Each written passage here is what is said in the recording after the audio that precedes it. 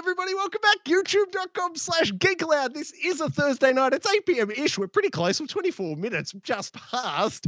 Of course, I'm here with Bully. How you doing today, sir? I am doing very well. We missed last week. There was a couple of us that couldn't jump into it. Nunky can't get his this week, so I'll leave you to our special guest there, Troy. Yeah, filling in for Unky this evening. Ladies and gentlemen, please, big warm welcome for Ace. How you doing, mate? Very well, thank you. It's great to be here, just with a bunch of fellas who are just all about the same consensus. We love gaming, and we'd love to have a chat with you. Thank you for the invite. Welcome, sir. Welcome. You're always welcome. One day we might even get all four of us on here together. Let me tell you, fine folks at home, though, how this show goes. First up, games, interrogation, and deliberation. Bully, help me out. How many games this evening? 6. I can already tell you we've got 6 games to deep dive into this evening, followed by the news, which has got 5 stories. And then, of course, it's the games that are coming out this week. And then it's the standoff. Bully, tell me things. Who's standing off this evening? Well, we've had, in the last week or so, we've had the spiritual successor, we'll say, to Dead Space. So we're asking tonight, what is the best game with Dead in the title? So we've got 8 options coming for you later on in the show. Beautiful work, mate. Thank you. Oh, and I'll add those to the YouTube chat. If you're in that YouTube chat, shortly, I'll get a poll started. We'll do the first 4, and then there'll be another poll halfway through. We'll get the second 4 to you. And of course, then segment 4 is when we come over to the audience. So all throughout the night, bang any thoughts or comments into that YouTube chat. We will get straight back to you at the end of the show. Without further ado, games, interrogation, and deliberation. All right, guys, first up this evening is Marvel's Midnight Suns. I'll be taking us off this one now. I want to point out first, just check out this scene here, Bully. I don't know if you've gone hands-on or not yet, mate, but they have pretty much every Marvel character from the Marvel Cinematic Universe in the past, maybe, 12 or so years. They're all in here, but the important thing to note is they are not the Marvel Cinematic Universe folks at all. It's a totally different take on it, bit anime, and unfortunately they've made Tony Stark into a bit of a whinger, which for me was a bit of a disappointment. I'm a big Tony Stark fan and he's got a lot of complaining to do. I'm not a big fan of that, as you know, but characters aside, there's me there. Look at that. Isn't it just a stunning representation of myself? I'm choking on my green collar. Fighting side by side with Doctor Strange. He and I got along pretty well. And, of course, Blade there, I would argue to anyone else who's played that Blade is by far the coolest character going around on this game. And, of course, there's Venom. He's the first boss you come across on the first mission. I thoroughly enjoyed this. As someone who enjoyed the first 10 years of the Marvel DC universe, I was familiar enough with the backstories and the characters that these all resonated with me. The stories were interesting. Their little quibs were good, as I said, except unfortunately for Tony Stark. I don't know who wrote him, but that guy needs to be thrown out of the writer's room. But the gameplay itself, you can see it on screen right there. The cards come up. It's very Hearthstone-y. I think that's probably the best touch point. You pick your card, what's your attack or defense, or, you buff a teammate or ally or what have you. You can trash 2 cards to repopulate the hand. And then it's basic turn-based, XCOM style combat. Now, the first question I've got is, Ace, have you played this, mate? Yeah, I was very lucky. You gave me a bit of a hands-on. You gave me a copy, and so I was able to come home straight away and chuck it in last night. Put it about 3 hours into it.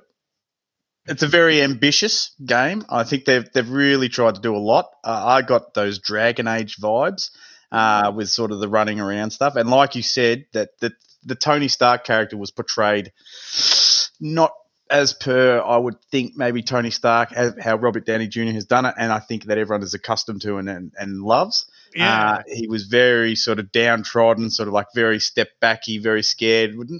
But look, it's different. It's a very different take of a Marvel game. It's interesting. I actually quite enjoy the combat. It's probably the in-between stuff that is probably letting it down. The graphics, the way that moves, I don't know what the frame rate is, but it feels pretty shonky. But when you actually get to into clarify, if I can just jump in on that one point. Sorry, mate. I know you were playing it on the PlayStation 5. The footage you're seeing here captured was from the Xbox Series X. And I got to say, tip of the cap to the developers for nailing the Xbox Series X. I would assert it was the lead platform because it looked better, it ran better, it was way more stable on the Xbox Series X. But sorry, back to you for the PS5. The combat and everything that moved well, like the animations, they sort of worked, but everything like that. But it was once you got out of combat and you were sort of doing the running around in between missions, that was where I was sort of like, wow, like it just didn't quite get there. I can see that there's a lot in it. Like there's a ton of stuff, there's a ton of upgrades, information, gear. There's I really feel like I've only just scraped the surface. But unfortunately, it's going to suck me back in, and I need to keep going at it. And I will tolerate the things. There was some Skyrim stuff. I don't know if you got to the words yet. Yes. I was like, yeah. I was just like, look at this. A little bit of that, a little bit of this. We'll just take from here, take from there. Yep. But look, all in all, I've enjoyed probably about 4 hours now. I chucked about an hour in before I jumped on here. And it sucked me in. But there are some things I would be going into it, like, but an interesting game. Mate, can I ask you now? This is a me thing, character? And I am totally gameplay first. I'm all about the gameplay, and I got to say, for me, as much as I enjoy, I appreciate they're trying to tell a story, but boy, could they cut the in between bits down by 7/8. There is way too much in between. What's with the you can skip some things, but then other things, like you can skip like intermediate conversation pieces, but then other things you got to, like, it's cut the whole cutscene out. And I'm like, no, I just want to skip this. I've already read the dialogue. I can physically read it quicker than you can get it to me, and I'm trying to get through this, Yes. There's some pacing issues there, definitely. And it's been a big common thing recently in games the last couple of years. They put a story mode in where they knock all the difficulty down so you can enjoy the story. I would argue this game needs a gameplay setting where they just cut all the story down and let me go from battle to battle. Sorry, mate, back to you. No, I'm 100% in agreement with you. Like there's just too much downtime in the middle. And then you get to the battle, and then like even like in between, so you finish a mission, then you go back to your house, and then you run around, and there's so much running around, and there's so much dialogue, and it's just information, and then they're throwing things at you left, right, and center, upgrade here, upgrade there. Next thing you know, you've forgotten what you're doing. Then you go back into combat after, sort of half an hour, and you're like, oh, sweet, the game. Oh, yeah. I can enjoy it again. Thank you. And then I feel like you spend more time in the in-betweens than the actual combat, the actual enjoyable part. I would argue it's a fair 50-50. 50% of the time is narrative in the mansion, and then the other 50% of the time is gameplay, is how it feels to me. But I got to ask you, Bully, that sounds like it'd be you down to the ground, mate. Have you gone hands-on at all? I haven't gone hands-on, but it's surprising you're talking about the gameplay because it's developed by Firaxis Games, who have done all the Civ games, Civilization games, and they're normally really spot on with the gameplay tempo and the way they sort of manage the running your civilization, but then into the battle scenes and all the rest of the stuff that goes along with that. So to say that that's a little bit off, I guess is a bit concerning given their pedigree and history with that. But I don't know. To your point, though, Bully, on that, when it's in gameplay, the game is perfect. I have no complaints with when you're actually on mission, you're playing the cards, turn-based combat. It's perfect. They just really drag out the story a bit more than it's worth, I reckon. And that might be part of it as well, is because that's what they're used to with the Civilization games, is building up this world slowly. But obviously, they might have gone too far. They've obviously got quite a lot of lore and storyline and all that sort of stuff to draw into. Maybe they've just sort of gone, well, we can bring all this together, use it all together, and they just have thrown too much in one session, I guess, or one clip, or in between the play, where if they could have spread it out or something, I don't know. Without playing it, I don't really know, but. It really felt like a Bully game to me when I was playing it. I thought of anyone on the panel, you would be the one to really respect and appreciate the longer story, the way it was told. I think the game really might be for you, Bully, if you can sort of tolerate it. But I honestly think the gameplay is for you, and the narrative speaks more to your tendencies, I reckon. Yeah, and from what I've seen, I agree with you. Although I think it was Ace that said before, that's one of the things that gives me the absolute bejesus or annoys the bejesus out of me is when you're playing RPGs or games like that, and you can read the text quicker than they're talking, and you can't flick through and thumb through quick enough because it's just going so slow. And if that's sort of in there as well, that's as much as the rest of the game I can really enjoy. If that's part of it as well, that really grinds my gears to a point where it can almost be very off-putting for me to play the actual game itself. Well, I got to say, much as I've been laying into it, I am so going to play this game through to the end. As frustrating as the story may be, there's no way I'm not finishing out this game. Yeah, gameplay, it's an easy 8 out of 10 for me. Narrative, it's about a 4 out of 10. Unfortunately, you got a 50-50 split of the two. But sorry, Ace, mate, back to you. Any other thoughts? My only other probably thing, like I almost felt like they'd created a game and they were like, this game is not going to sell. How can we get this game to sell?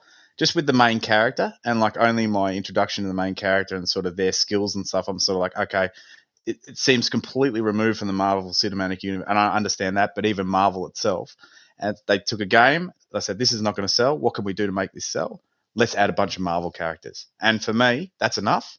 With decent combat, and I'm the same as you. I'd give the combat sort of an 8.5, and the storytelling, just the depth of it. It's just hard to be able to sit there and just really just hear it out, gather all the information. So the story part of it probably gives me about similar, something like a 3, 4, something like that. Yeah, but just a quick shout out, the nameplates that came up then just for Spidey, the one they do for Iron Man at the start is awesome. Yeah, yes, they were funny. That was funny. The first Robo, can I say? Oh, can I say? Yeah, go man, go. Robo Man, that was. I had a chuckle. I'm like, yeah. When that come up, I was just like, this. Yeah, okay, this is you got me. And that's what I'm saying. Like some of the writers, who 3/4 of the writing staff absolutely nailed the comedy. They've got jokes in their little quibs, and they're awesome. And I love hearing their one-liners and stuff. But man, they did Tony Stark dirty, and there's just a bit too much. It's a little bit verbose for my taste. But I highly encourage anyone out there who likes turn-based combat games. This is for you. It's that XCOM connection was spot on. Well, let's be fair. I think we're all over Tony Stark at this point. But move on. Fair enough. Fully Riri 2023. Well, I'll ask you this question: if you guys are a bit turned off by the story, is it at least better than the Marvel Avengers game that we got a couple of years ago? Oh, don't even bring it up in the same conversation, mate. This is brilliant. Can I the comment? Gameplay, but is the story at least better? I actually didn't mind the story in that Marvel Avengers game. If I step way out of line, I was kind of like, to each his own, man. But I'd prefer to be, look at that. That is a perfect representation of me as a superhero. And the 12-year-old girl thing didn't resonate with me at all. So no, hard pass from me on the Avengers game from a couple of years ago. When your character comes into the game, I was like, what was he called in Skyrim? The Dragonborn. I was like, I'm the Dragonborn again. How great. I can relive. I do have to ask you though, because you played Ace, who's your favorite character and how happy were you with your superhero that you created for yourself? Look, my guy was long hair. It looked like he was something from the 60s. But yes, he was very funny. But like similar probably what you said, actually, Ghost Rider, I quite enjoyed him. Oh, yeah. And that I was sort of like, when I started, I'm like, what's this skill? Creates like this portal thing. I'm like, oh, that's interesting. And then like I was like, how do I use that? And when I used it, like on some of the harder bosses, not harder bosses, mini bosses, we'll call them. Yeah. And it just instant KOs. I was like, oh, how great's this? And then, like when you can set up the battlefield and you can start like maneuvering and going like that, and you get your head around a little bit. Like, I found him very, very useful. But I did quite like Blade as well. Nice. All right, guys, let's move on to game 2. And as we do, Bully, just double checking, mate. You're happy with audio off air, return check, you're good? I'll double check it in a second. But awesome. All right.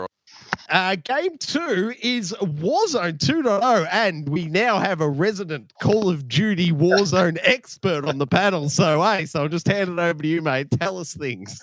Well, it was an interesting release date for me because this released the day before my wedding. So it was about, 2.5 weeks ago, like that. Congratulations again, mate. So I was getting a lot of grief. Continue on, that's the dress you wore in the background there. That is the dress right there. I don't know if you could see it. I looked beautiful on the day. I looked beautiful. So I was copping a lot of grief from my sort of regular crew that I get around with. They were like, oh, typical you book your wedding on the day of the release of Warzone. Anyway, I was able to sort of come back after my sort of mini honeymoon, and we hooked straight in. And I can tell you, it's just hasn't skipped a beat. And if anything, it's gone above and beyond.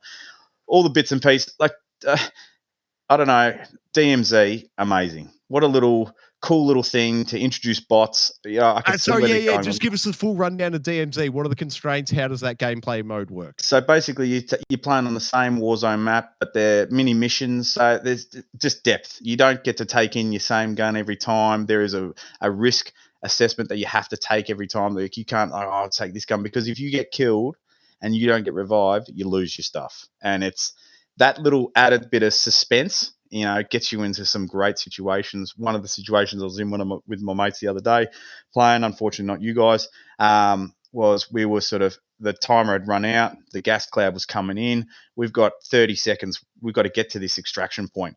We're running to this extraction point. One of my mates, instead of pressing triangle to get in the car, presses R2, throws a grenade on the car.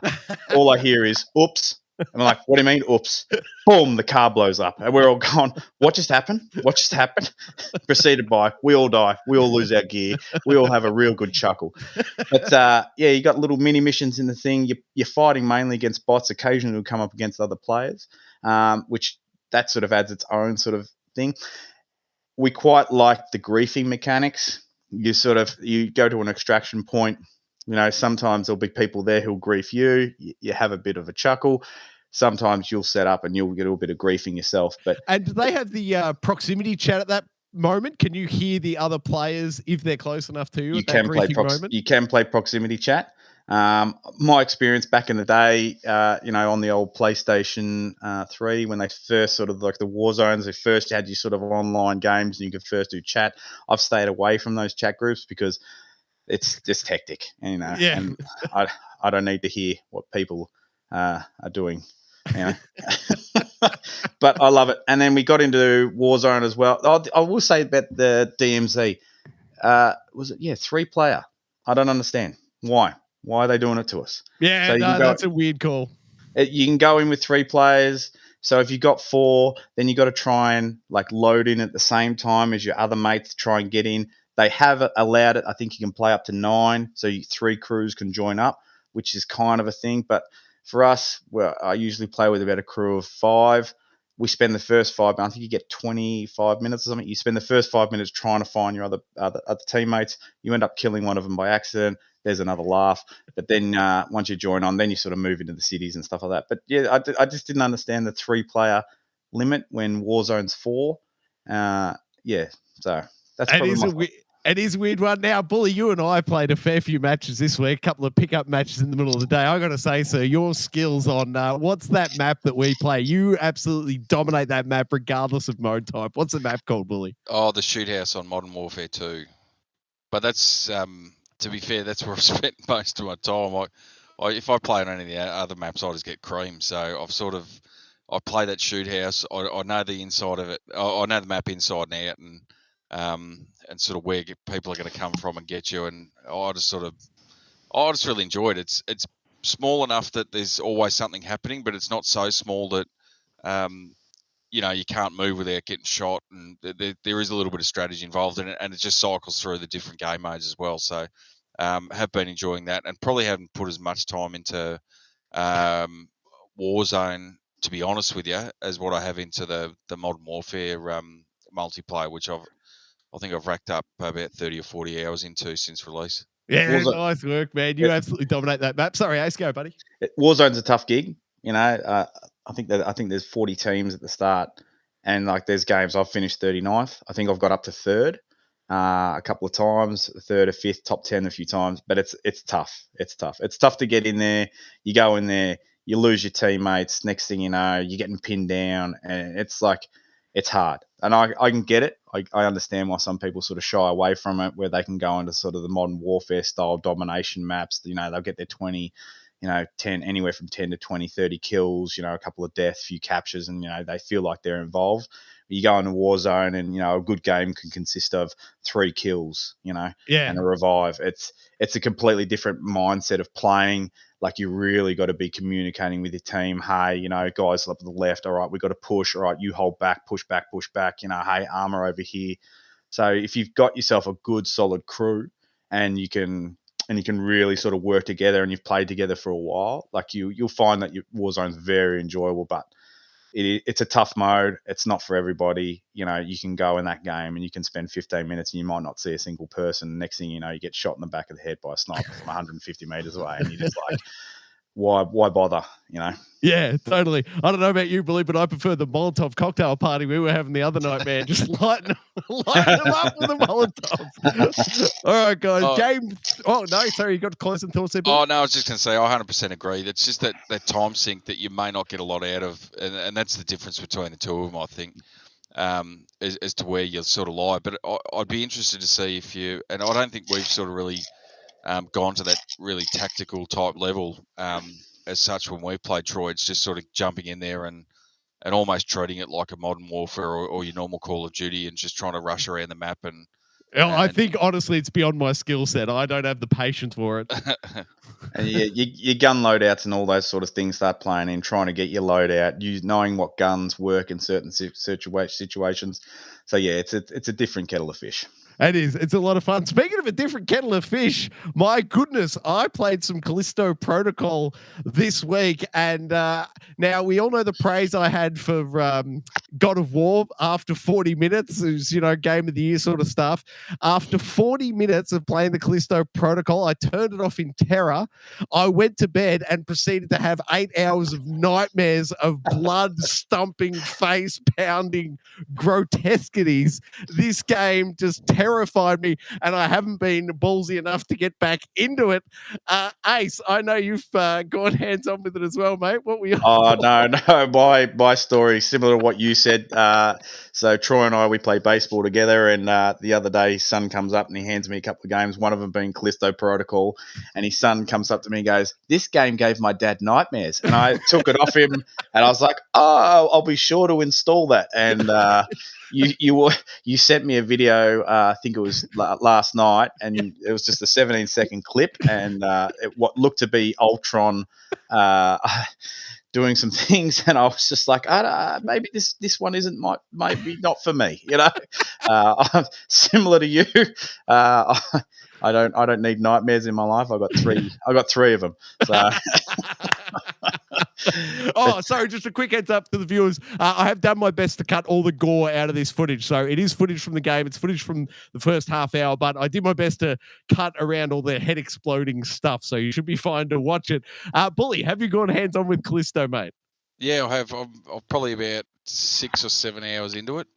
I'm enjoying it, but I'm enjoying it in small doses. There's it's not so much the horror that's getting to me, although regular viewers will probably know how much of a scaredy cat wuss I am, and it's almost dark outside, so there's no way that I'll be putting it on after this. But playing it during the daylight hours, I'm quite happy to play it. But I find some of the mechanics of it, especially the further you get into it, when you're tackling 1 or 2 enemies, it's probably not too bad. But when you get into sections where you're doing 3, 4, and 5, and some of them are coming at you from behind, and at the start you've only got a melee weapon that you can sort of hit them with, and you've got to try and dodge the attacks and hit them. You can't. There's no targeting on it. It can get really frustrating. And I've sort of found that if I play for 45 minutes to an hour in that one session and then go away and have a break or play something else or whatever it is, I don't hit that level of frustration as I think the first time I played it, I did 2.5, 3 hours in that first slot, and I was just getting super frustrated with it, getting annoyed, and it was almost to the point where I was just going to take it out and throw the disc away and never pick it up again. So there is frustration level with the game design itself. It's not indicative of your skill level as a player. It's just the game design. But the further you get into it, when you start unlocking some pistols, and then I've just unlocked a shotgun, there becomes a bit more strategy to it as well. And then you've also got almost like a you've got glove that you can basically, it's almost like mental telepathy. You can pick up the enemies and throw them, and then combining all that sort of stuff together, you then, when you come into a room with 4 or 5, 6 enemies, you can actually work your way through it and go, there's a spike pit over there, I can pick up one and throw them over there, or I can sneak behind this one and stab them in the back, and that sort of stuff. So there becomes a bit more extra gameplay elements other than just trying to fend off 3 or 4 in a narrow corridor. They sort of open up a little bit and allow you to sort of work through each scenario differently. Was it? Playing it that way, I've really enjoyed it. Can I just jump in on that, man? I don't know what it's called, the glove weapon, whatever that weapon is. To me, that's the coolest weapon I've seen in gaming since the dubstep gun in Saints Row 4. I absolutely love it. And the pro tip I want to give to everyone is put all your investments with your currency into upgrading that grab and throw mechanic. And my God, the game turns it up to 11 at that point when you've just got that glove going off, picking up dudes and throwing them across the world. Hats off to the game design for that specific mechanic, but I agree with you completely, Bully. When you're outnumbered and you're stuck with melee, it's no fun at all. No, and it's not like a game where you sort of go, I've overused my resources, or that you've got to sort of run around and pick one off at a time. They literally just rush you 3 or 4, 5, 6 at a time, and you can't do anything other than just try and hope that you're dodging, which in and of itself is dodgy, to say the least. I got the pun. I get it. So that sort of combined stuff just leads to a little bit of frustration from time to time. But overall, really enjoying it. It's got a good story. Quite clearly, it's an ode to Dead Space, and there was a lot of the developers from that game are actually coming and develop this one. And I think I mentioned to Troy as well when he was asking me about it originally, what my initial thoughts were. And I think it's best summed up by, it's an Xbox 360 game with a next-gen coat of paint on it. Yep. So you've still got some of those gameplay tweaks. You've still got some of the fogging and that sort of stuff, and some of the load screens or load elements as you sort of squeeze past a box or through a tunnel or something like that. But it actually looks really good. And it's probably, I went back and played Dead Space probably 3 or 4 months ago just to go through that again, and it looks ugly, I'll be honest with you.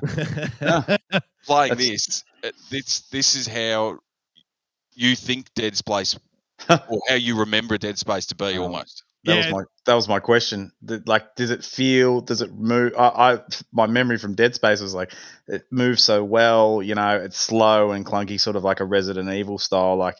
But obviously, you're saying that makes me think, oh, maybe Dead Space isn't as good, and they've obviously taken Dead Space and they've polished it and they've given you Callisto. Yeah, more or less. So you've still got that clunky sort of slow-paced walk, which there is the left button, shoulder button you can use to run, but it's almost ineffective most of the time because you're in these tight little corridors for the most part. But I love the swagger he's got going into and out of that animation. It's almost worth feathering the L1 button just to get that little walk going, I reckon. Do they have a quick flip around button? Like I found in some of those Resident, you press down on the D-pad and you spin around real quick, and you do a 180. Do they still have that to sort of counteract that getting? Unfortunately not, and the camera is in creepy close, and I get it, it sets the atmosphere, but Bully, how much would a 120 field of view work in this game? They need the field of view slider, mate. Oh. If I wanted to look through a fishbowl, I'd put a fishbowl in front of my TV. I can't play like that. It actually, to be honest, it plays pretty well. I don't know what the frame rate's sitting at, but it actually plays pretty well. It looks. Oh, what are you playing it on? Sorry, performance, which I think. Sorry. Which console? Mate? The PS5, which, funnily enough, is supposed to be the creme de la creme. Yeah, because there's a whole host of PlayStation studios that are actually credited. 150 PlayStation employees in the credits. So there you go. So obviously they've had the insider input as to what makes the PlayStation tick and how to get the best out of it, which is quite clearly why it's performing better on that and probably not as well on the Xbox. But I still, from what I can see, it's mostly hitting that 60 frames on the performance mode, and I haven't really seen any dips or anything, especially after a few enemies and stuff on screen. So Did you pick it up? It was 3 days after launch. They got to version 1.006 on the PlayStation, and the frame rate increase from that 1.006, if you picked it up on the Monday, perfect. It's run so much better since that patch. So if you've got it at home, you've got it on the PlayStation, make sure you've got that updated patch because it is noticeably visually far more impressive. Can I ask, you touched on the glove, and obviously sort of going back on that Dead Space sort of mindset, like, is there still that same, the gun control with the dismemberment and stuff like that in this? Does it still feel the same, carry the same weight? Yes and no. So you can dismember the enemies. You can shoot their legs out and they'll topple over and then start crawling towards you, but it's not the same as that. I can't remember what the name of the gun was that you get to start with. It was the cutter, isn't it? The cutter, yeah. Yeah, the and you cutter. can change it from a vertical to a horizontal. Yeah, so it doesn't actually slide through like with one shot or two shots and slice their legs off. That was the scene you sent me. You've got to hit it. You've got to hit. You've got to hit them probably 2, 3, 4 times, especially for some of the bigger enemies and harder enemies. You've got to hit them multiple times in the leg to basically knock the leg off, and then they start crawling. Yeah, and it's per leg. So if you put 2 bullets into one leg and accidentally miss and hit the other one, then I can see me 9 p.m. in the dark. You know, my dog starts barking. I'm playing Callisto Protocol, and I've got to change my DAX in my room. So I tell you what. Honestly, guys, it gave me nightmares, and I'm not sure if I'm going to be able to see the story through because of it. It's really left its mark on me. I'm not sure I'll be going back for more. I'm not man enough. Can I ask you, Bully, did you notice the similarity? Wait, sorry, I need to explain first to Ace. The mechanic to get loot off bodies after you've killed them is you hit triangle and it's like a stomp on their corpse. And to Bully's point just then, if you stomp on the legs, you can knock the legs off. If you stomp on the arms, you can turn one body into several bloody, gory bits on the ground. But my question is this: did you like the Dark Souls series? Me? Yeah. Oh no, yeah. When I play a video game, I just want to go in and I want to enjoy it, you know. And I want to be able to put in an hour, not have to put in an hour and get somewhere, not put in an hour. And what did you do last night? Oh, I played Dark Souls. And how'd you go? Oh, I fought this one guy 15 times and died. So my take on games is a sort of a little bit. I like them a little bit, just sort of.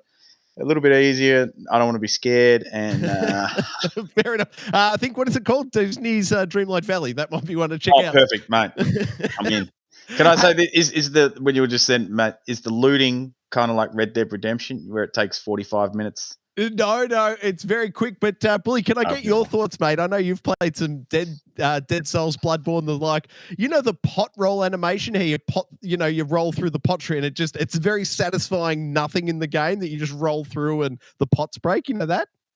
I do, but I don't do it as a means of entertaining myself. I do it because I'm trying to run away from something that's killing me, and I've got one little sliver of health left. Well, whatever it is, and it's kind of almost Vampire Survivors, what do you call it? The slot machines, poker machines, like that endorphin rush. I get that endorphin rush by rolling through pots in all the Soulsborne games. But I got to say, Callisto Protocol, stomping the dead bodies somehow triggers that same bit of my brain. So even though I'm visually offended by what I'm doing, there's something really rewarding about it at the same time. It's a sick and twisted game, and that's what got into my head for the nightmares. Bully, any comments? No, but I'll tell you the when you talk about the playing it at 9 o'clock at night and it's dark and the dog sitting next to you, Ace. One of my kids is sick at the moment, and his bedroom is opposite where I sit and play, and he woke up at about that same time crying. And I could just start to hear the whimper in the background, the whimper, and I'm going, what the hell is going on? I'm about to die. One of these zombie things is there. I can't turn around quick enough. He'd start moving slowly. I'm pretty sure once I put him back down, it was back to Call of Duty after that. Yeah. A lot easier. A lot less scares. So I'm not sure I'm going to see it through. It sounds like, Ace, you're a hard pass. But what about you, Billy? You going to see Callisto Protocol through, mate? I reckon I will. it's just going to depend, I think, on how hard it gets towards the back end of it. As I said, with some of the combat scenarios that you sort of find yourself in can get a little bit frustrating, and if that sort of continues, especially as you get into the sort of the harder enemies or some of the more bullet spongy type things, if it gets to that point, and like I said, I'm not going to sit there for 2 hours trying to beat one boss. That I might put 15, 20 minutes into it, and then after that, if I can't do it, it's getting shelved. Can I ask?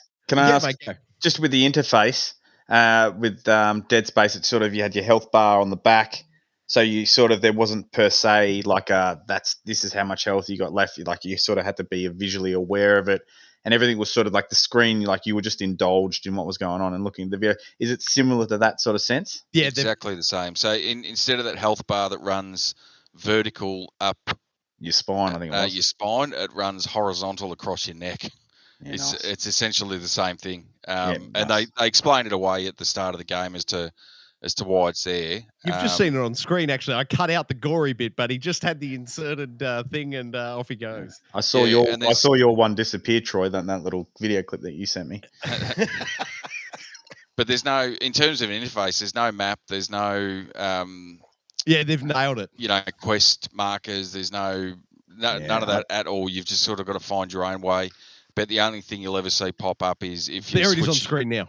If you're sort of switching weapons, or you go into your menu just to sort through your items or whatever. But I will begrudgingly give it a go, and and worst case scenario, I might have to jump into your bed, Troy, and we can hold each other. Sounds good to me. Heads up for the viewers in chat. I have put the first half of the poll there for this evening's standoff. You may want to avail yourself of that. But then it's over to you, Bully, for some Pokemon Diamonds and Pearls Prince style, mate. You've gone hands on. Oh, Amazon delivered it, did they? Oh, finally. Yeah, 3 weeks late. Now, I've been pre-warned that I am not to get into an Amazon rant again, because that can lead somewhere fairly blue, so I'll just stick with the game itself. And no, I don't have a pearl necklace. It's Violet that I've been playing. I've actually been really enjoying it. I know Unky spoke about it last week, and he had a few of the issues with bugs and stuff like that. I have seen some, and I know they've recently patched it. Have they? Tell me things. Yeah, so if you read through their patch notes, I think it was general bug fixes was essentially the highlight of what they've done. But from what I've seen, I reckon in the first 10 minutes there was a little bit of clipping as I was going up some stairs. Other than that, I have had no issues with clipping, pop-ins, dropping through the floor or anything like that. I have absolutely none of that, and played it for probably 3 or 4 hours now, and really enjoying it. It's my only criticism is they teased us a little bit at the start of the year with Arceus and that open world and creeping around and creeping your way up to find the Pokemon you wanted, throwing the ball at it and try and capture it, or you could fight it. And that I was assuming that would sort of come in with this new open world style, which is really the first mainline Pokemon open world that we've got. And it hasn't been brought in. It's basically a mixture between Arceus and your standard Pokemon. Yeah, and your Sword and Shield, where you've got them there. You can see the enemies there. You just sort of run up to them. The only benefit of the way they've done it this time is normally you just have to sort of run through the long grass, and it was just hit and hope as to what you came up to. Whereas this one, as you're sort of working your way around the world, you can see off in the distance, that's, this particular Pokemon. I haven't got that one yet. I'll just scoot over there and battle it, or I'll scoot over here and battle this one. Or if you come up to an area where you go, no, I don't want any of these because I've already got all those, and you can just sort of skip around the side. You don't have to actually fight them. You're not getting that surprise battle as you're slogging your way through the grass, which can sometimes be a little bit of a grind. But really enjoying it. There's probably not much more to say. It's a Pokemon game. Fair enough. If I can get everyone knows I'm not touching this one, but Ace, what's your Pokemon history, man? Is this something for you? Oh, I'm an OG Pokemon fan, going way back to Red, Blue, Gold. Did you collect them all? Man, I was funny enough. I was having a conversation with my mum now, and I'm like, "Do you still have my Pokemon cards?" Because it turns out Charizard cards are worth like 10 grand now. So, and she just laughed at me, and I was like, "Ah, cool, thanks, mum." But I've very much been. She's I'm laughing waiting. at you, mate, because she sold them all during the Yeah, lockdown. yeah. That's why she just built herself a new house, mum. But yeah, I've just been waiting for that Skyrim Pokemon game. I want that open world. I want the Pokemon out there. I want to be able to go out there. I want to catch them. I want to go to the gyms.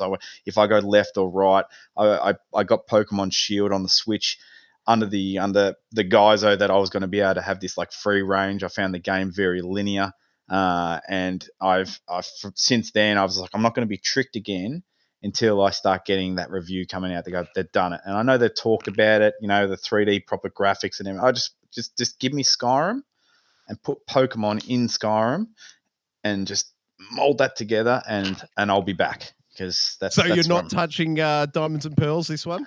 No. I'm waiting for that free range. I want that open world, that Breath of the Wild. They've shown us that they can do it. They've given us Breath of the Wild. So let's just merge the two. Let's just bring them together and let me run around and do my own thing. Fair enough. Sorry, Bully, any other thoughts from you on this recent release, mate? No, that's probably spot on. That's what I was really hoping out of it, I think, was that almost exactly what you said, Ace, that merger between Breath of the Wild but throw Pokemon into it. Yep. And it falls they're probably 7/10 of the way there, and they've just sort of missed that little bit of you can go wherever you want and do whatever you want and sort of work through it that way is probably the thing that's missing. But having said all that, I'm really enjoying it still. It's got that hook in it's Pokemon. It's got that hook in me, so no doubt I'll just keep battling away over the next couple of months. Can you get my man Bulbasaur? Well, he's my man, so we'll see how we go. Whoosh! I think there might be some trading on G.E.A. in a future episode. Look out, fellas.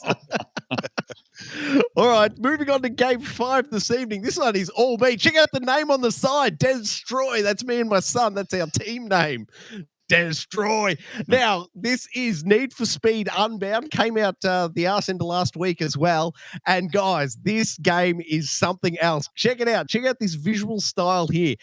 They've got real 3D world graphics, but then they've done like the Spider-Man Into the Spider-Verse overlay with like 2D hand drawing, like for that, just the flares coming off the side of it.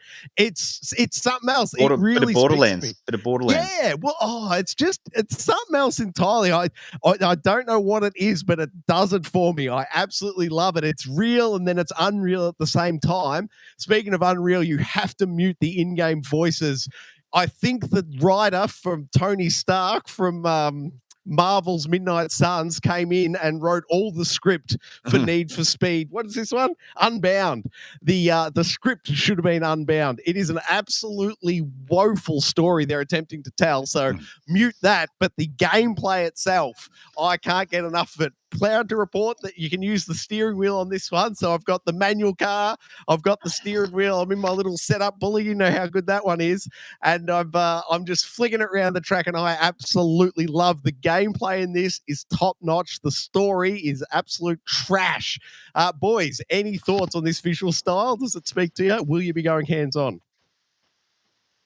Look, for me, if it's not Need for Speed Underground, I think number 2. Which I think sort of holds a special place in everybody's heart. I don't think they'll ever emulate that style of game again, or even Hot Pursuit, the first Hot Pursuit. When you're getting chased. No, this has it. This has it. Oh. This speaks to me on this. If you keep watching after this race, you'll see I get into the Hot Pursuit style. The cops are chasing me. I'm darting left. I'm darting right, and I'm getting out of the way.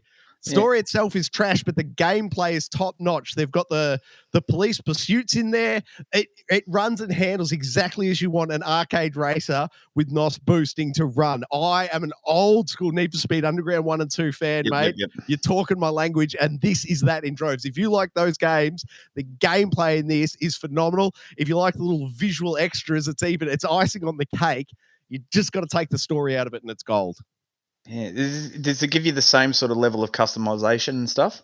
Oh yeah, man. It'll be in the footage a bit deeper, but it's got the if you've played the recent Forza Horizons, you know how they've got the community tabs and there's everyone's design. They've got the exact same thing here. So yes, you can go in and customize yourself. If you're a bit more lazy like me and you just want to go race to race but look cool, you just bring up the community tab, flick through a few designs. Yeah, I want that one.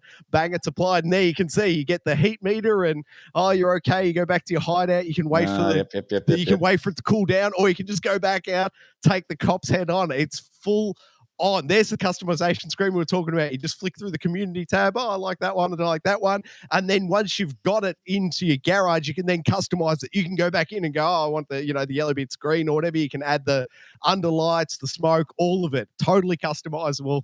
This game is something special without that story in it. Bully, are you a Need for Speed Underground looking man? I am. I haven't enjoyed any of the recent ones. I know Heat, I think it was PS Plus came a little while ago. Didn't really get into that one. This is, sorry, I should have said this up top. This is by Criterion Games, the guys who did the Burnout franchise. It's like the original cool developers are back and this is their game. It's something else.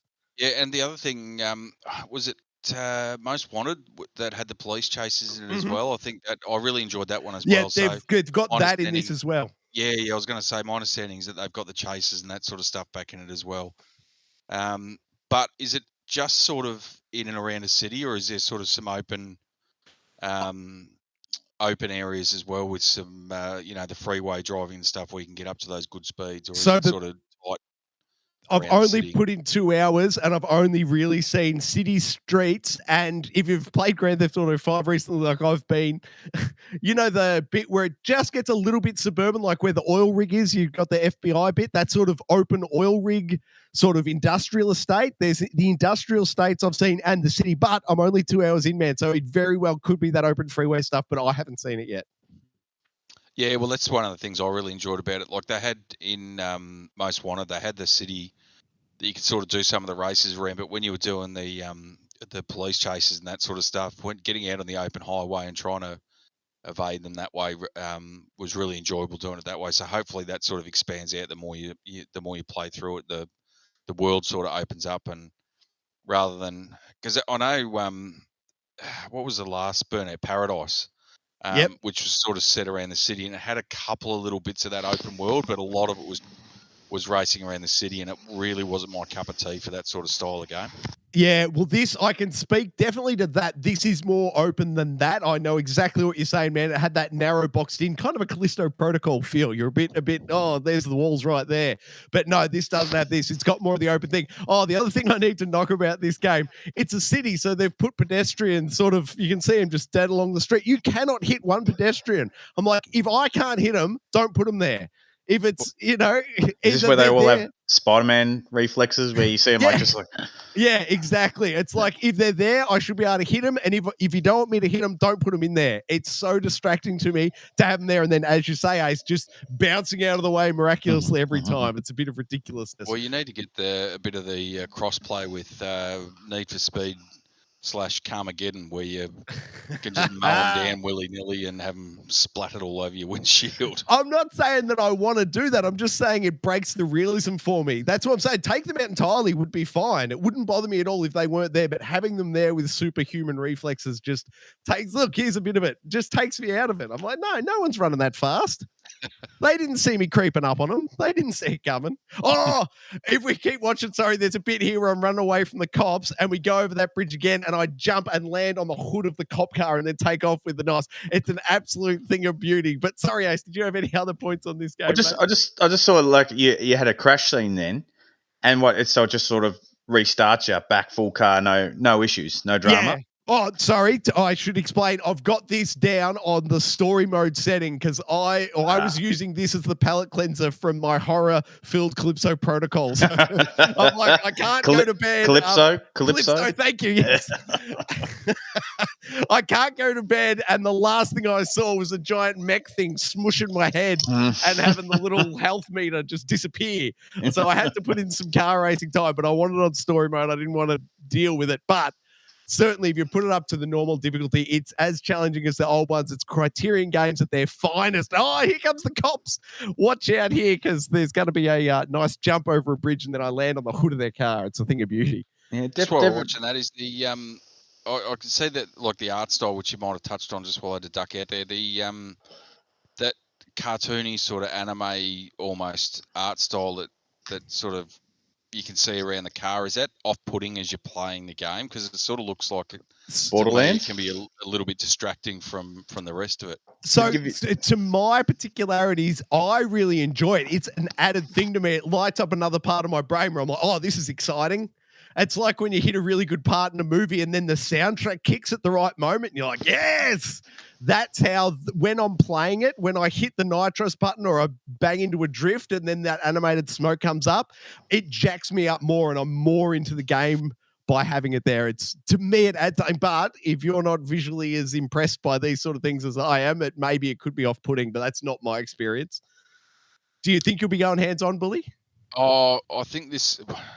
I know I talk about it every week, but again, I'll look up at the physical shelf above the TV there that's sitting with about 40 games in a backlog, and I don't know when. This probably isn't high on the list, so I don't know when I'm going to be able to get to it, but it might be something I'd sort of look at maybe next year. Maybe a Game Pass entrant? Maybe a Game Pass or a sale if I can get it a bit cheaper. I'm not sure that I'm going to jump into it at full price. It probably doesn't excite me that much. Fair enough. Ace, final thoughts from you, mate? Is this is it ringing your bell? Will you be grabbing it? Very similar, but we've touched briefly at baseball. Sort of, I told you, and we'll be touching on it next. But after Gotham Knights, I was moving right into God of War. So that's the next thing on the cab of the rank, and nothing is going to deter me from that. So fair enough. I love it. We shall move on then to that very game. Ace, over to you, mate, for your thoughts on Gotham Knights. Well, for me, I've loved the Gotham series, every single category in it. I've loved them all, even that Warner Brothers Batman Origins one. It was great. And to be honest, this game maybe didn't deliver as much, maybe in the depth of the storyline, but I liked what they tried to do. No, the story actually was pretty good. Maybe it was the gameplay that's sort of a little bit off-putting. You could probably say the frame rate. I don't know. But to be honest, once I sort of got into it, and once I sort of cracked what was going on, and once I sort of learned how to equip the upgrades and get the upgrades that I wanted and be able to play the game the way that I wanted and have the combat feel the way that I wanted it to feel, I was sucked in. I was able to clock this just last night finally, and which sort of the story I thought was it had me in. I was in. Yeah. I loved it. The very ending, we were texting last night. It was great, and it was fitting. I wasn't too sure about a world where they would sort of remove that character, how I feel about it, and I think it was really well done. I personally have been looking for, and I've been really disappointed with the whole Arkham series that I haven't been able to play as either Robin, Nightwing, or Red Hood, like the introduction of Red Hood in Arkham City. I was like, man, just let me be him. Let me be him. The fact that now I can be him and I can do those things and I can move through the city and he's got his own moves and stuff. It was probably almost in a few senses, like some of the special moves and the traversal, a little bit sort of unrealistic. Whereas I thought, like to the original Batman, and yes, you could say, oh, well, how would Batman beat, a giant crocodile? All right, remove all that. He did. But like when you're sort of dealing with mystical powers and stuff like that, and they're adding depths of that, like little touches of that. It was a great game. Like I got over the graphics scene. All right, maybe when you're riding on the motorbike and there's no hair moving and there's no capes moving and it's just sort of like, well, where's the sort of I hear you on that. That feel of like I'm actually traversing, I'm actually moving, like that you got with Arkham City when you were in the Batmobile and you're pushing through the cities. You're like you had that real, but like when you actually got back into combat. And the fluidity of the combat, how you moved, how you synced, how you dodged. It was great. I loved it. I loved the story. The graphics probably like the frame rate wasn't as big of an issue for me as that some people would sort of were saying to me, hey. I was like, okay, well, let me just get my hands on it and then I'll see. But yeah, this was I thought it delivered in a lot of areas that I wanted. I wanted to see some of these secondhand Batman characters take center stage, and they did. and I really enjoyed it. For me, I know Troy. We originally spoke. Robin was probably our pick, and I was Robin all the way. Yeah, I was very. I love Nightwing. I love the origin story. He was the original Robin. He becomes Nightwing. So I really wanted to use that character, and so I was like, you know what, I'm going to give him another go. And I went back, and actually, I found him to be amazing. Once I sort of got his skill pattern down set, once I sort of got his attachments down, once I sort of learned how to sort of maneuver him, use his special skills and stuff, he was great. So I love it. I love the game. My kids, they love watching it, sort of being able to explain to them, hey, that's Nightwing. He used to be Robin. That's Robin. He's Tim Drake.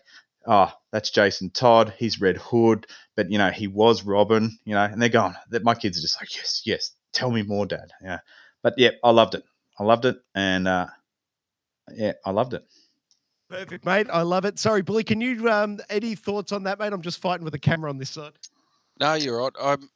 I take on pretty much all you've said, Ace. I reckon the only thing, and I've said it on the show before when we sort of played it, is treat it in isolation. Like, don't treat it as it's a follow-up to the Arkham games. Treat it as its own That's a great insular point. sort of game, and don't expect the gameplay or the style that you've got any of those Arkham games to be flowing into this one, because they're completely different games. The way I've sort of treated it is treated as a third-person action adventure game with it just so happens to be set in the Batman universe or the DC universe and has those characters in it. Yeah. And I sort of agree with you with each of the characters that I think the only one that I didn't really gel with was Red Hood, but the others, playing through them, and if you sort of switch over every 2 or 3 hours that you're playing it, and you go through the next section with a different character, and as you said, you learn those move sets and the skills they've got and all that sort of stuff, really mixed it up as well, so you didn't get overly tired playing with just one character and the one set of move sets where you go, okay, I've got this down because I can use this to snake up on someone, or I can freeze them with this, or I can do that. If you switch it up, and then you've got to learn a whole new set of techniques and move sets that obviously you can unlock and expand as you progress and sort of level up. But that's the way I sort of ended up treating it. As much as I love the Arkham games, just treat it as something completely different to that. And once I sort of got myself in that mindset, I really enjoyed it a lot more. And as you said, I really enjoyed the story. The gameplay, I thought was pretty good. It got a little bit tiring towards the end doing those the side missions, I guess, that and the different crimes that you had to go and sort of stop as you were playing around. And once you've sort of done one or two of each of the different varieties, you've pretty much seen them all, and it's just a matter of then bashing through to the main story. But having said that, some of the actual proper side quests themselves, like when you're up against Mr. Freeze and even the Penguin side story and all that sort of stuff, I thought really added a lot to what was going on as well, and it gave you a break from the main story and the main map as well, because quite often you were taken away and thrown in a different isolated section for particular storylines and stuff, and the Court of Owls and all that sort of stuff. I thought it was pretty well done, and they had enough different elements in it, story wise and variation with different, I guess, crime groups or enemies, however you want to describe it, as just to keep it interesting enough to keep you going through until the end of the story. And then obviously, without spoiling it because it's still fairly new, you get that bit of a twist at the end. That's a good point.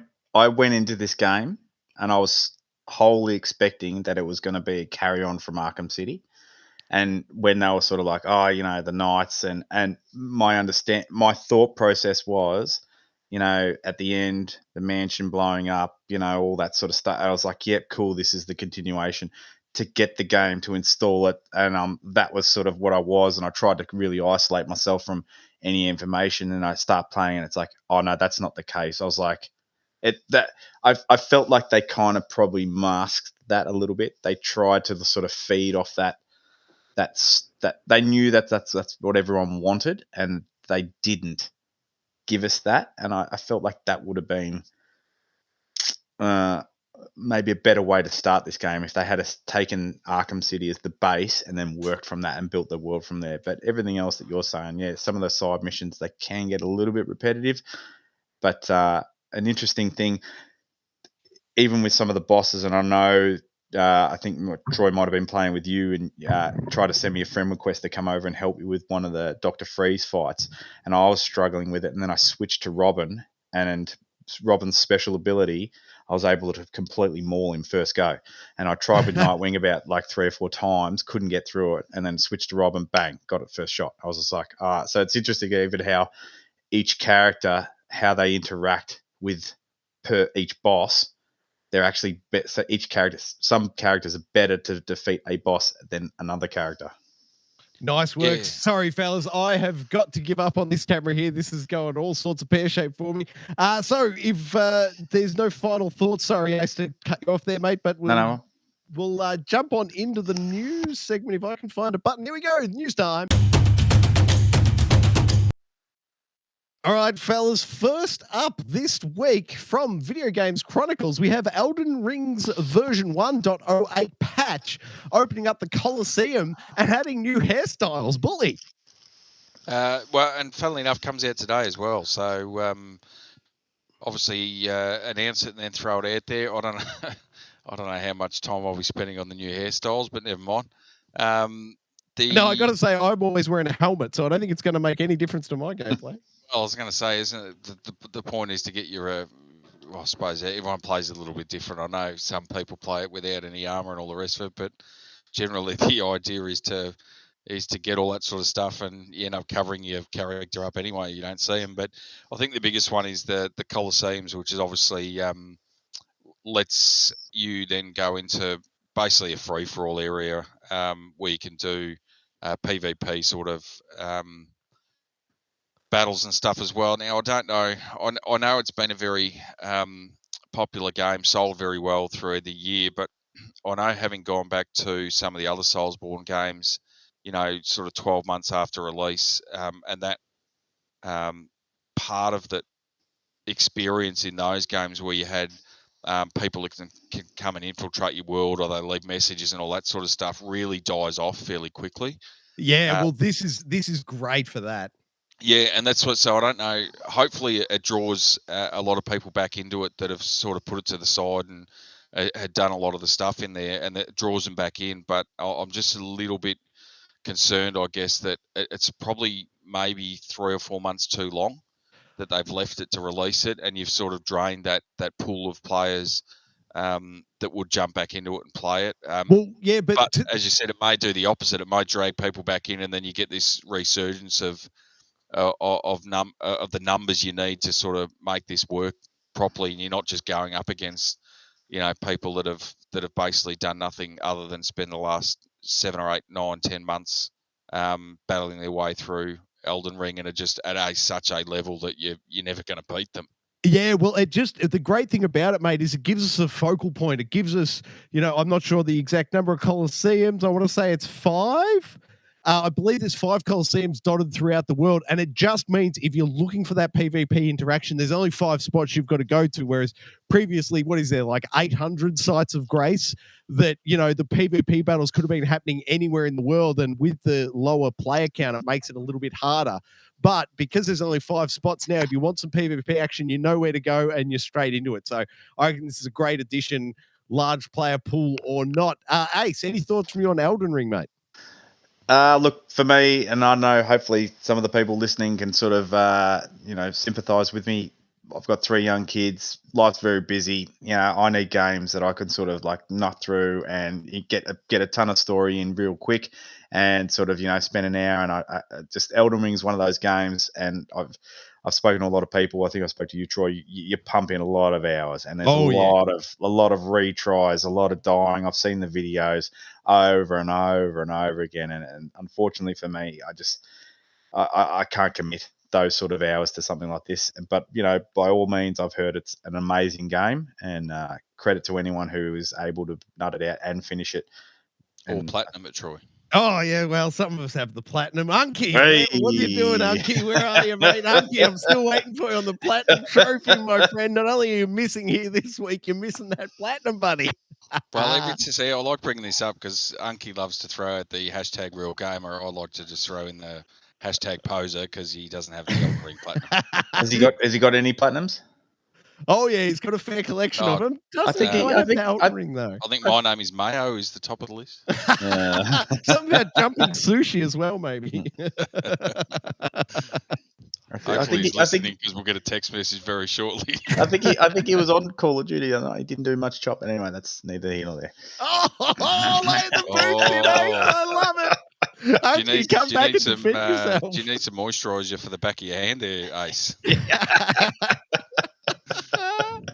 All right, guys, that must be time for story 2 this week. Let's flick it on over. Once again, VGC telling us that Star Wars Jedi Survivor will be releasing March 2023, according to Steam. Now, this is a beautiful whoopsie where they accidentally put the date live, March 15th, and this will be obviously a Game Awards announcement. What's that, Bully, next week, or when's that happening? Tomorrow Australian time, I think. So I don't have the time in front of me, but within the next 24 hours, I think is the Game Awards there. So it was going to get released in the next couple of days or the next 24 hours anyway. So I don't think it's, well, I know it's probably blown their reveal out of the water a little bit, but it's not something we didn't know was coming. I guess it was just a matter of when it was coming. So obviously the follow-up to Fallen Order, which was released in 2019, off the top of my head, fantastic game. Had that little bit of a Dark Souls vibe to it with some of the gameplay and the battles and that. But the world they created and the story I thought was fantastic, and hopefully expand on that and make it bigger and better. And and we can see more of that. Obviously, what are we looking, 4 months, 3 or 4 months away now? Yeah, exactly. And just on that point, to anyone who hasn't checked it out yet, if you've got Xbox Game Pass, it's available free on there. And if you're running the Xbox Series X, they have patched it with all the goodness, your 60 frames per second and the HDR. So if you haven't checked it out, now is the time. You've got, 3-4 months, we just said, to tidy up the first one. It's a fantastic game. 2 big thumbs up from me. Ace, did you like the first one? I love the first one. I'm a big Star Wars fan. I've told you before. My name's Luke. My wife's name's Sky. We named our firstborn Walker, so it's Luke Skywalker. Nice. I love all good Star Wars content. Give it to me. This game is something that I'm looking forward to, and I believe we're getting KOTOR, Knights of the Republic, as well next year. Yeah, but that's in development hell. I think we're maybe 6 or 7 years off that actual re-release happening. So anyway, until then, this will be, I'll be very much focused in. I love the gameplay of it, and yes, I get it, had that sort of that Soulsy style, but for us noobs, we were able to dull down the difficulty and just sort of go in there and be a Jedi Knight and feel like the power of being a Jedi Knight. So I like those sort of games, and same as who was Star Killer? I love playing those ones as well. So where you sort of got to overpower, and just swoop pings people up, throw them away, use your lightsaber blast. I loved it. So this will be definitely on my list. Well, if you're looking for a little bit of get your taste buds ready, you can play Callisto Protocol, mate. That glove is very much the force pull and throw. It's fantastic. I don't want any nightmares. Why are you screaming, Dad? No, go away. You're lying down in the bathroom again. Troy told me Callisto. All right, then maybe story 4 will leave us with less nightmares. Once again, Diablo 4's release date has accidentally appeared online. Another Games Award reveal dropped a bit early, Bully. So it looks like June 5th next year. I'll be honest, after Diablo Immortal's pathetic release earlier in the year, I don't know how much I'm looking forward to this, especially on the back of Diablo 3 when it released and the problems it had with Error 53. The errors, and then they finally worked that out, and then there was the in-game item selling and all that sort of stuff. Oh, no, they've fixed that. I read that they're turning it into an NFT game, so that'll be great. There's been no issues with the blockchain or NFTs. That market's going to skyrocket. Was that the previous release? Was that the mobile version where they ended up? Diablo Immortal. Yep. Yeah. Diablo Immortal. It was basically I think you could get through the first sort of 5 or 10 hours fairly okay, and then it just became a grind. 35 hours. Thank you, Billy. I played that for 35 hours and did not hit the paywall on your mobile. Oh yes. And how did it go on the mobile? I bloody loved it, mate. I was singing its praises. Everyone's been shitting all over it, but I reckon that game is really solid on the mobile, especially if you've got the old mobile phone, like Xbox controller attachment. Yep. You've got the Xbox 360 controller onto it, and the phone. It's an absolutely beautiful game, man. Pump some hours into it. It's great fun. I'm an OG Diablo fan, back from number 1, 2. I love those. But yeah, when they came out and they're like, oh. And even the one that they released on the PS4. But yeah, when they said mobile only, I was like, whoa, that doesn't make how do I do this or this? It's also got a PC release, and if you want to go real crazy, you can do the old screencast it to your TV and play it, although it's on your phone, but you can at least have it on the telly and use an Xbox controller. There are ways around it. Okay. Well, yeah, that's how I did it. I just did it on the iPhones, just cast it to the TV and Bluetooth sync your Xbox controller, and it actually worked pretty well, all things considered. But I just thought it was a putrid game, so I didn't put more than about 20 minutes into it. Sorry, guys. Does it still have that same Diablo feel? For going back, I think it was number 2 or 3, where you got the barbarian and you jumped across the screen and the big smash, and you're yeah. It's got all that down to the ground, mate. And I'm pleased to say it also has Deckard Cain in it. Oh, I love Deckard Cain. Oh, yes. You are also a Deckard Cain man. Stay a while and listen. Yes. Nailed it. That was 10 points. There you go. Thank you very much. Speaking of 10 points, story for this evening, December's PlayStation Plus Essentials games alive. That's right. If you're a smart cookie out there, you've got a PlayStation, you've backed yourself back to the Essentials tier because the other tiers are rubbish. But the big one this month, it's got to be Mass Effect 3 Mass Effect Legendary Edition, including 1, 2, and 3 onto the PlayStation 4. This is a thing of beauty. Oh no, Jim Cryne's made an appearance. Bully, what are your thoughts? Oh, you just mentioned about the rip-off that is the ridiculous PlayStation, I don't even know what you want to call it anymore, rip-off. Let's call it a PlayStation rip-off.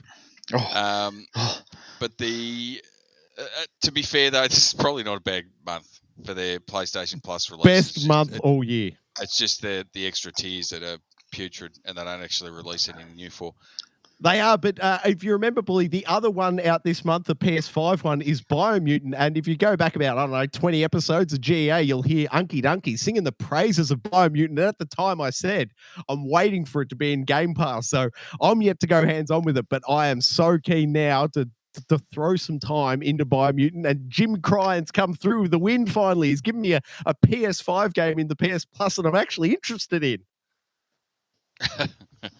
Well, yeah, I suppose better late than never. I reckon it's about 3 years old now, Biomutant, and I know it was billed fairly heavily as a pretty good action adventure game when it was released.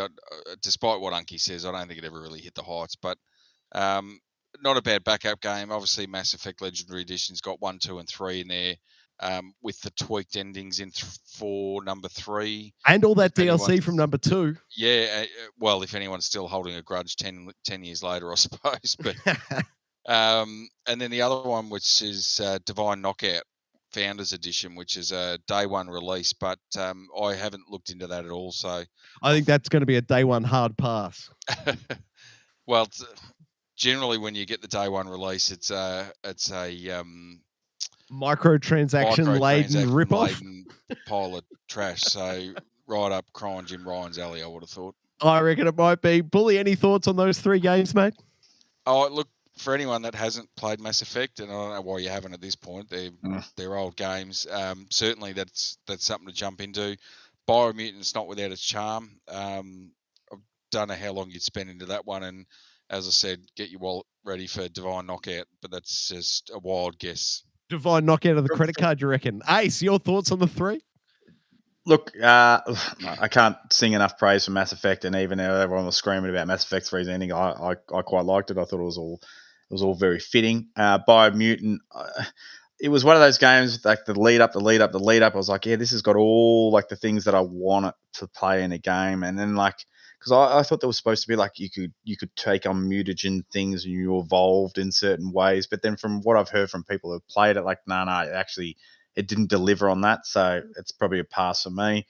And what was the other one? The Divine Knockout. That's right. We've all forgotten about it already. Yeah, sure thing. Pass. Very good. That'll wrap up that story. Then, speaking of passing on to the next story. Oh, look at this. Here we go. The God of War news of the week. Sony Santa Monica's official patch notes. Take a close look at that top line. That's right.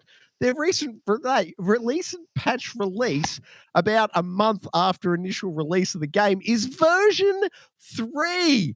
Sorry, boys. Allow me to interrupt myself. That's a hard 2-point infringement notice there. Sony Santa Monica, 2 wrongs don't make a right. You erred on launch day by calling your patch version 2, and now you've doubled down a month later and released version 3 by adding photo mode. You're an absolute joke, Santa Monica Studio. Jim Cryan, go around there, slap him around, tell him how versioning number works. They added another decimal place and 3 more numbers to the PlayStation 5 release. You can now do version 1.001.001 if you wanted to be so crazy. Santa Monica Studio, nah, they're just using the first bloody leftmost digit, and it's just an absolute outrage. As somebody who takes great pride in patch numbers, I am so offended by this. Hard pass, Santa Monica Studio. Bully, your thoughts? Well, I'm just looking through the patch version. So you've gone 2.01, 2.02, 2.03, 2.04, and, you know, seemingly you go to 2.05. No, we'll just go straight to 3. Bizarre. Well, what if they included all of it in it, guys? Come on, give them a bit of a break. You know, they've got a lot going on. They've just gone, you know what? We'll go 5 to 3. Let's do it. Get it done. I'm looking at that. I'm going, that's effectiveness. Good on you guys. Just cut out the rest. I don't want to be sitting here downloading, 6, 7, 8, 9. Nah, just take me 5 to 3. Beautiful. Thank you, Santa Monica. I love yous. Hey. Well, I'm just wondering at this point. So we've got 3.0. Have they patched it into a good game that isn't a hangover from the last generation, or no? They haven't patched out the crawl spaces yet. Oh, okay. So we're still playing a PS4 game, pretending it's some sort of highfalutin next gen game. Okay, no worries. Move on. All right, then. That can only mean we are on to the new releases coming out this week. Big thanks to the Game Informer. As always, we love ripping these notes from these guys. It's an absolute perfect roundup. Bully, mate, what can you tell us? What came out or is coming out this week, please? Well, this week we have got... stand by, I'm just having a minor technical glitch. Divine Knockout, which is what we spoke about there. I think we're all passing on that one. Hello Neighbor 2. My boys are keen. Yeah, that's something I've seen that in the play. Is it sort of like reminds me of that Sam and Max sort of style, sort of going around and picking things up. It's got that visual look to it, but it's Callisto Protocol for the young kids. I can say both my boys have had nightmares after playing the original Hello Neighbor. It's got jump scares galore for, sub 10-year-olds. And coming to Game Pass too as well, so you can scare your young kids' wits for free. Unlike Jim Cryan, we know Phil Spencer's got my back. The big kids hit straight into Game Pass. No additional cost for Dad just before Christmas. Thank you very much, Mr. Spencer. Oh, that's all right. Well, see, Phil's got his wallet open at the moment trying to get his Activision deal through, but obviously Jim Cryan's just got moths flying out of his. What do we got next? Sky Children of the Light, PS5, PS4. And is that your wife's game, Ace? Sky Children. Sky Children of the Light amount of dismay that they cause us every day. But no, not for me. Sorry, Bully, anything on that one? No, I don't think so. We'll slide through the next. I think we've pretty much passed, I think, for the most part, the best releases for the year. But we've got Chained Echoes, PS5, Xboxes, Switch and PC on December 8 today. So it It sounds like really my looked into that one. dreams from the past week. Chained echoes of Callisto Protocol's brutal deaths. Yeah, I feel like your nightmares are becoming my nightmares now. Even just hearing about that, like that video clip there, my message that I sent to you had some curse words in it, and I was just like, oh, like I don't need that in my life. And Come on, mate, play it, and some chained echoes will be yours at no additional cost. yeah, sure. You know, you got to come around and hold me, wipe my tears from my eyes. You know, cuddle me while in my sleep, and rub my head and tell me it's okay, mate. It's all right. Ultron's not coming to get you. Sorry, Bully, I keep cutting you off, mate. All good. And then we've got Crossfire Legion on the PC. I know nothing about that one PC. That's a pass for me. Although, having said that, the next one that's coming up, Choo Choo Charles on the PC coming out tomorrow, that actually looks, I've seen some gameplay of that. That's survival horror that you're trying to run away from some demented train that's chasing you. It actually looks Thomas pretty the Tank cool. Engine, like psycho killer game, and Yes. you're on tracks, and you got to get off to get certain things to upgrade your train and stuff like that. Like, yes, I've watched some of the video clips on it. This has tweaked my interest bizarrely enough. Out of all the things, mind you, then again, I don't want to be lying in bed and like wake up in like a huff and billy, pardon the pun. But yes, this game is one of those ones that as anyone listening, please type it in. It's very interesting. It's got an interesting art style, like a sort of comic style, but yeah, this demonic train chasing you, and you've got to sort of evade it. It's interesting. It's nothing that I've ever even sort of heard of in the gaming space. You've piqued my interest. I'm going to have to look this one up. I just wish it wasn't on the PC. That's all. That's I just saw that was on the PC. I was like, anyway, I'm sure that they'll make a cross-platform at some stage, and we'll be able to get a version of it on the PS5. So, well, hopefully it gets the old Vampire Survivors Game Pass treatment. As I understand it, it was such a success on the PC Game Pass. Xbox came in and expedited its console release so they could get it onto the Series X. So maybe if this is a hit, Bully, any chance this one's in PC Game Pass? I've got no idea. Sorry, question without notice. Don't believe so, but are you trying to tell me that Xbox is somewhat gamer friendly by trying to get some releases on their system? Hell yes, I am. Phil Spencer for the win. Xbox, come on down. All right, go and cry you tiny eyes to sleep crying, Jim. All right, Bully, what's the final one that I can't get on screen here, so you'll just have to describe it beautifully? Final one, Dragon Quest Treasures on the Switch coming out December 9th. I haven't seen a hell of a lot about it, but I think it's obviously another Dragon Quest spin-off. I'd be interested to see how it reviews and how it plays before I sort of jump into that one, but I do have a little bit of interest in that, being a bit of a Dragon Quest fan. Well, maybe on a future G.E.A. we can talk about it, but that brings us to everyone's favorite segment. Gentlemen, I present to you the Standoff. Who will fight? Who will fight? Bully, the constraints this week, please remind us. As we said at the top of the show, we've spoken about it already tonight, Callisto Protocol. I don't know how we're going to go with these because the way you two are speaking, I thought I was bad, but the way you two are speaking, you'll be shaking in the corner before we get to the end of this list. But given that Callisto Protocol released this week, and it's obviously a spiritual successor to the Dead Space franchise, we are asking tonight, what is the best game with Dead in the title? I love it, mate. And just before I kick to the first one, you'll be glad to know Callisto Protocol is actually the first game that's ever seriously given me nightmares. So none of the following 8 games gave me nightmares. But the first game is, of course, Dead Space, Bully. Dead Space, obviously, quite fitting that we talk about this one first. And we mentioned a little bit as we were going through Callisto Protocol, but Xbox 360 release, fantastic game back in the day, and really brought a different element to that survival horror sort of franchise as you make your way through the Onimusha. Was that the name? Onimusha, yep. Yep. And then, as we spoke about before as well, that gun that escapes me again. The cutter. The cutter. And the toe cutter. That was his name. And the dismemberment of the enemies that you could do in that, obviously cut their legs off and make them crawl along the ground, or I reckon that was probably one of my favourite parts. Is you could go straight in and cut their head off, but that was just too easy. You had to get them off limb by limb and make them sort of crawl and then flip-flop around on the ground. I thought it was funny. It did. It didn't give me nightmares, and I thought it was very funny. A solid entry. What's number 2, Bully?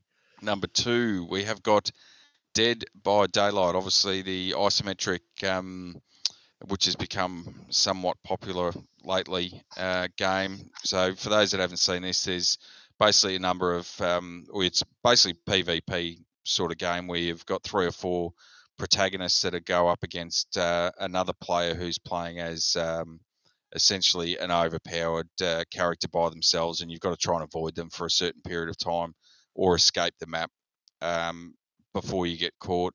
I've played through a little bit of it. It's not really something that piques my interest, to be honest. And for me, mate, I put 20 minutes into it, and I got put up on a butcher's hook for the first time, and then I bounced out. I went, this game could give me nightmares, and I bounced out at that point. I've seen no more than 20 minutes. Ace, have you played any Dead by Daylight, mate? Nah, not for me. I like the zombie horror sort of style where I feel like I've got a chance. But it's one of those games that looks like, I want the cards stacked on my side of the table, not with the old mate. And I definitely don't like butcher hooks. Fair enough. Sorry, Billy, any final points on Dead by Daylight? Oh, the only thing is, I think if you're interested in it, it is a massive grind. If you're looking at as a Call of Duty as a reference point where you've got your battle pass and that sort of stuff to work through. Well, this is battle pass on heat. You'll be putting hundreds of hours into it to try and unlock everything.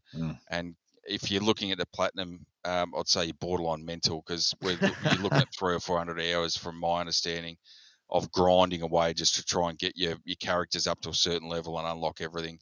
And if you've got the time and energy to put into what I would consider a pretty substandard game, good luck to you. Maybe do something else with your life. Fair enough. Just one note on it, though. It is in both PC Game Pass and Xbox Game Pass. So if you're yet to check it out but have those platforms available to you, can go hands-on with Dead by Daylight at no additional cost. Game 3 in the Standoff, Bully, looks like Dead Rising. Dead Rising it is, and obviously we've got a number of entries in this one, but we'll concentrate on the first one to start with. Bit of a different spin on the zombie sort of franchise. The first one, you're dropped into a mall that's overrun with zombies, and you got to try and help a number of other characters escape. And I really enjoyed it. My only issue with this was that you've got a certain amount of time to get out and do everything that you can and get out of the mall before you basically time runs out, which I can't stand games like that. I love the freedom to look around and explore and see what I want to see. Don't put me on a hard deadline. But the gameplay itself was fantastic. You had an early Xbox 360 game, and what they did with the amount of characters and enemies on screen at the same time, and the different weapons you could use to take them out, I thought was pretty decent effort considering the system at the time. It was fantastic, mate. Big shout out to my favourite one was, of course, the car, cutting laps in the car park, just mowing down hundreds of zombies at a time. One of my all-time favourite moments from this game. Ace, have you got hands-on with this one back in the day? I have. I've got a bit of a troubled past with Capcom. Some of their, I guess you would say how the game sort of operates, how the movement, like you say, sort of timing, just never quite landed with me. I felt like it was always very arcadey. And I did give this, because I love this style of like horde zombie modes, but it just didn't, like when you're playing like is it Dead Island Rising, and you're playing Dying Light and stuff like that. Like, this game's a very, very distant third, fourth, fifth in those sort of lineups, if you're going to ask me. Fair enough, mate. Fair enough. That'll bring us on to game 4. Oh, this one's got a special place in my old heart. Bully, number 4, Left 4 Dead. Left 4 Dead. Obviously, we've had a bit of a revival in this sort of genre with Back 4 Blood that got released late last year and still being supported pretty well. But this was the original 4-player co-op game released on the Xbox 360. Again, fairly early on in their 360 life cycle, I should say, and still fairly well played today, is to my understanding. I think the servers are still live, at least for number 2. And you can still jump on there and have a great time playing through that.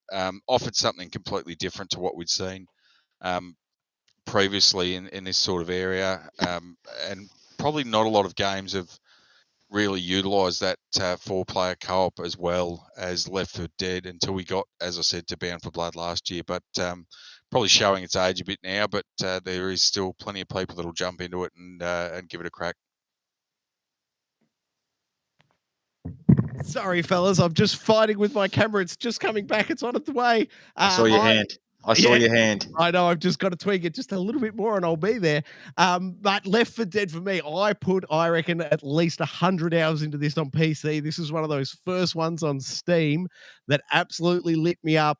I was such a big fan, pounded heaps of hours into it. But to your earlier point, Bully, Ace, the online chat for me in this game was horrific. So even though it was always online mandatory co-op, I never heard what the other people were playing, and you learnt to navigate with shooting your gun in different directions, and it was a lot of fun. Ace, have we heard your thoughts? Sorry, mate, on Left 4 Dead? Oh, no, look, honestly, you guys seem to have the time cheat activated in your life where you're able to sort of access all these sorts of games, but this wasn't a game that I touched on. Like I said, there's just too many. There's a lot of stuff, and, you know, when I look at this and I'm watching the videos and stuff like that, like, you're playing games like Dying Light 2 where you're parkouring across the cities and stuff. Like, if I've got a choice, I'm going with Dying Light.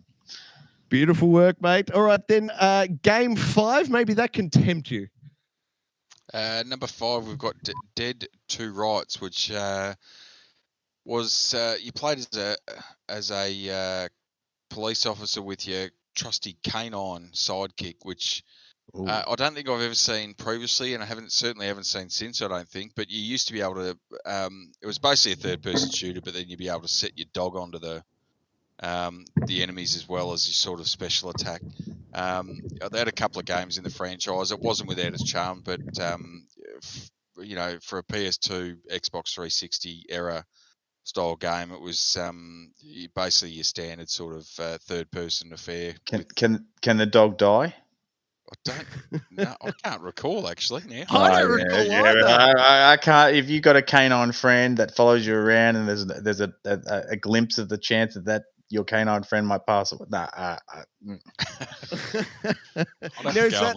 have to go away and look that up. I actually can't remember, but it was actually a cool little mechanic. That was like your Fallout, like your special move that you'd sort of build up by shooting enemies along the way, and you build up almost a meter to unleash the dog.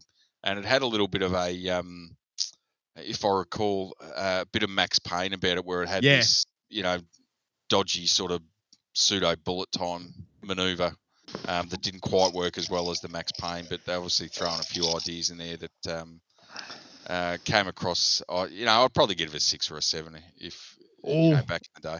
I would have rated it an 8. I was a big fan of it. The one thing in my mind that game was missing was just Senior Burns giving it the old release the hounds. All right, mate. Then number 6 this evening, we discussed its sequel earlier. Dead Island. Great game. Now, hopefully we're getting that. Well, I think it's been put off again that the number 2, it's been in development now for 10 years, but I really enjoyed Dead Island. Well, at least the first part of it, where you're on that island setting, and you're sort of running around there and doing different things and different quest lines and helping people out and all the rest of it. Once you'd done that and sort of you moved into a little almost pseudo city area after that, I sort of lost a bit of interest because for me it was almost that graphical charm of the beachside resort that's been overrun by zombies and sort of making your way through these different areas. But that first section was fantastic, and I just sort of lost interest after that, just with the change of scenery. But you and I both, mate. But in my mind, and I'm blanking on it, but I'm sure there was a big hitter that came out 3 weeks after this and just pulled me off it completely, and I just never went back to it. Oh, yeah, I couldn't recall off the top of my head, but it was it's probably one of the first real sort of gory almost games, or over the top sort of gore that you got, where you could basically just pick up anything and start smashing zombies over the head with it. tell I'm about to start having Callisto Protocol flashbacks. I think we need to move on. This game has got hands down the best crappiest side missions that I've ever seen in a game in my entire life. You know, we middle of a zombie apocalypse. Hey, we need juice boxes. We need 10 juice boxes. Go and get the juice boxes. Hey, we need some gas cans. Oh, go and get this car. I love it. I love it. I love the multiplayer on this game probably the most, like the freaking out, like electrified machetes, chainsaw, baseball bats. It's great. It's the perfect zombie style, like just completely out of this world craziness. And like the fact that you've said some lady on some side mission, hey, can you bring me some bottles of champagne? I'm like, yeah, it just suits the madness of the game. And I was in. I loved it, and I can't wait for the beach run guy. Did you finish the first one? I finished Dead Island. Yes. Well, I didn't finish. Yeah, I finished the first one. Didn't finish the second one. Yeah, right. But you finished first. You are the first person I've ever met who finished the first Dead Island. So congratulations in the on that. multiplayer. So it was great. Yeah. Me and shout out Dr. Sponk and another mate of mine, Colossal Cod, on the PlayStation, who we played with the other night. We nutted through it. Great game. Beautiful work. I love it. High praise. First time I've heard it for the game. Oh, number 7. Now, I don't think anyone here would not have high praise for number 7, Bully. Well, Red Dead Redemption, you could have gone with the first or the second, but we'll go with the first one for this one. I don't want to do any spoilers for anyone who hasn't played Ghost of Tsushima out there, but there's a similar moment in the game where you're like, I can't deal with this anymore. But yeah, this game was amazing. I think this was the first release after San Andreas, wasn't it? This was their next one. Oh, man. You're going back into the timeline there. I think they had G.E.A. 4 come out, then this, then 5. Yes, Nico. Yes, you're right. Correct. Yep. Oh, yeah. Nico Bellic. Yeah, nice. Cousin Doofus. Your favourite, isn't he, Bully? We don't talk about that G.E.A., do we? No. I think everyone's roundly forgotten it. Yeah, apart from the Ballad of Gay Tony, I think that was the only good part of that. Oh, quick mention to all the viewers and a last reminder to anyone viewing at home. The poll is still open in the chat, so jump in and vote for yours as we're going through this last one. Bully. Final one for the night is the Telltale Games The Walking Dead.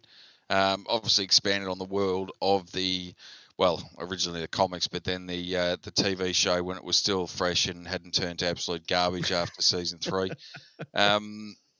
And probably would be on par story-wise with anything that they actually put into the show. So if anyone was a fan of the originals, if you want to play through the Walking Dead, if you haven't already, the Telltale game. And again, as Ace mentioned, if you want to talk about heart-wrenching moments, get to the end of the last chapter in that one and then see how you travel.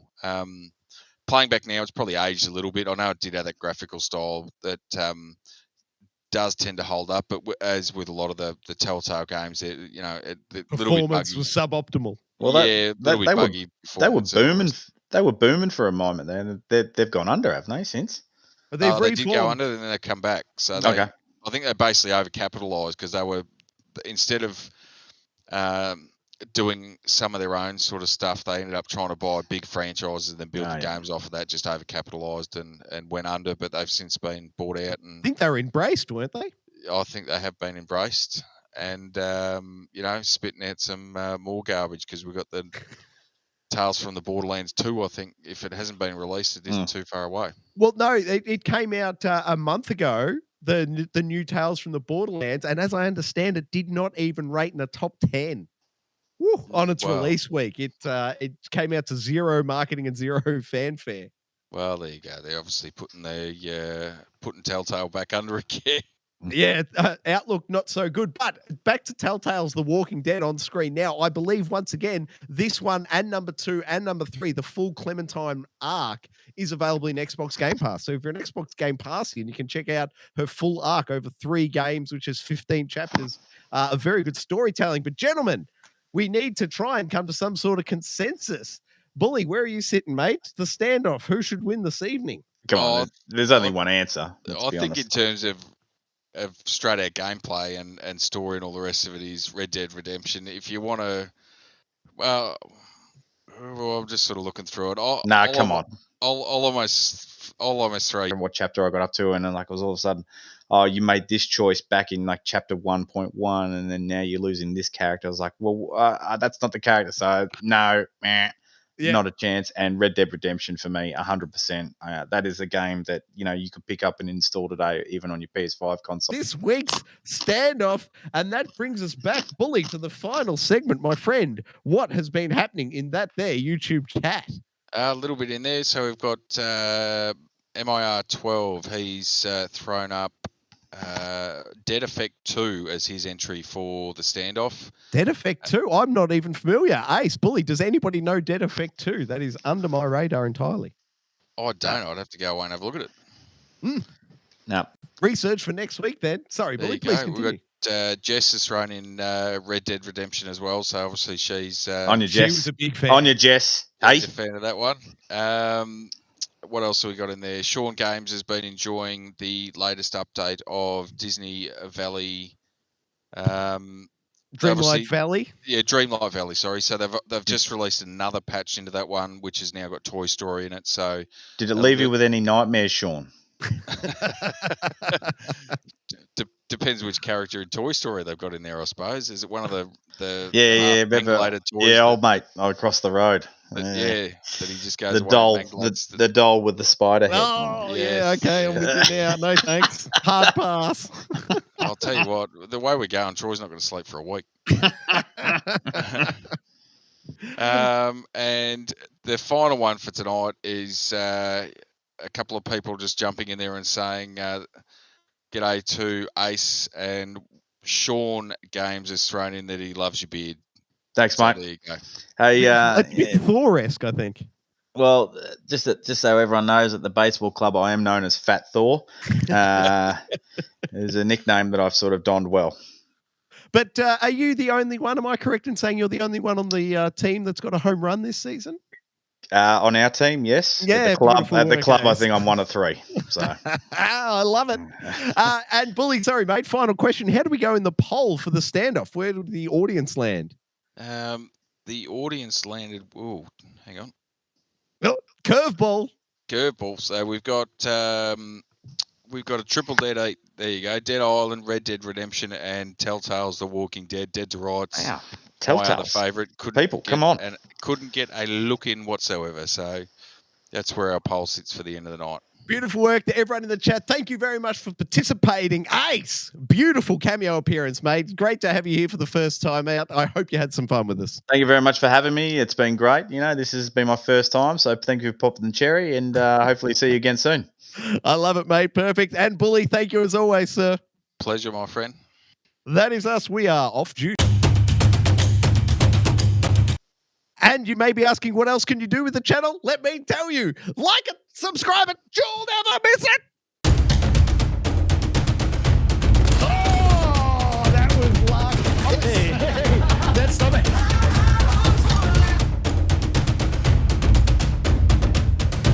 I love everything about it. Ooh. Fire splash. Old Uncle Donkey. Donkey.